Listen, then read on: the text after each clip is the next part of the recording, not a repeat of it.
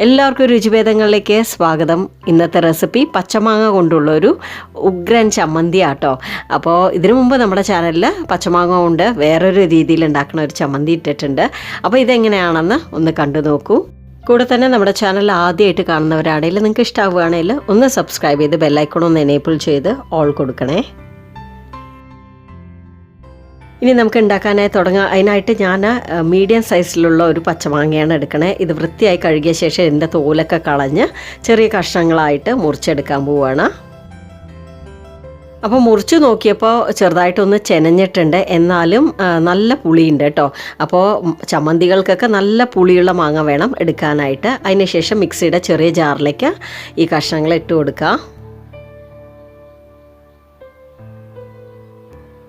പിന്നെ നമുക്ക് വേണ്ടത് 4 ചെറിയുള്ളി, ഒരു കഷ്ണം ഇഞ്ചി, 3-4 പച്ചമുളക്, കുറച്ച് കറിവേപ്പിലയും, പിന്നെ ഞാൻ 2 ടേബിൾ സ്പൂൺ തേങ്ങയാണ് ചേർക്കണേ. തേങ്ങ കൂടി പോവരുത്, മാങ്ങയുടെ സ്വാദ് വേണം മുന്നിട്ട് നിൽക്കാനായിട്ട്.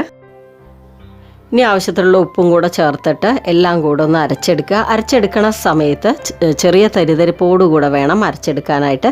എന്നാലാണ് നമ്മുടെ ചമ്മന്തിക്ക് കൂടുതൽ സ്വാദ് ഉണ്ടാവുക. ഇനി ഇതിൽ നിങ്ങൾക്ക് വേണമെങ്കിൽ പച്ച വെളിച്ചെണ്ണ തൂവിയിട്ട് എല്ലാം കൂടെ ഒന്ന് മിക്സ് ചെയ്തെടുക്കുക. അപ്പോൾ നമ്മുടെ അടിപൊളിയായിട്ടുള്ള മാങ്ങാ ചമ്മന്തി റെഡി ആയിട്ടുണ്ട്. കഞ്ഞിക്കും ചോറിനും ഒക്കെ നല്ല കോമ്പിനേഷനാണ്. ഈ ഒരു രീതിയിൽ ട്രൈ ചെയ്യാത്തവരൊന്ന് ട്രൈ ചെയ്ത് നോക്കുക. നിങ്ങളുടെ അഭിപ്രായങ്ങൾ കമൻറ്റിലൂടെ അറിയിക്കാൻ മറക്കരുതേ. വീഡിയോ ഇഷ്ടമായിട്ടുണ്ടെങ്കിൽ ഒന്ന് ലൈക്ക് ചെയ്യുക, ഫ്രണ്ട്സ് ഫാമിലിക്ക് ഷെയർ ചെയ്ത് കൊടുക്കുക. ആദ്യമായിട്ട് കാണുന്നവരാണെങ്കിലും ഒന്ന് സബ്സ്ക്രൈബ് ചെയ്ത് സപ്പോർട്ട് ചെയ്യണേ. Thanks for watching.